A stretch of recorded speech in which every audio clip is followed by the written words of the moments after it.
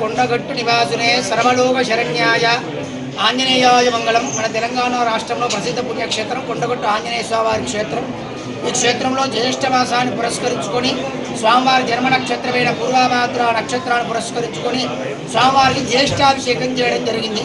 ప్రధానంగా స్వామి సన్నిధిలో విశ్వక్షేణారాధన, పుణ్యావాచనం, 108 అష్టోత్తర శతకలశాలు కూడా స్థాపితం చేసుకొని ఆరాధన చేసుకోవడం జరిగింది. అదేవిధంగా ఆ యొక్క కలశాలు కూడా వరుణ సూక్తము, మన్య సూక్తము తదితర సూక్తాలతో అభిమంత్రణ చేయించి ఆ యొక్క కలశాలకు ఆరాధన చేసి 108 కలశాల్లో సుగంధ ద్రవ్యాలు, పాలు, పెరుగు, నెయ్యి, తేనె, శర్కర, పళ్ళ రసాలు, యాలకులు, లవంగాలు తదితర సుగంధ ద్రవ్యాలతో ఆ యొక్క కలశాలన్నీ కూడా నింపి ఆ యొక్క కలశాల యొక్క తీర్థంతో స్వామివారికి ఆరాధన చేయడం, అభిషేకం చేయడం జరిగింది.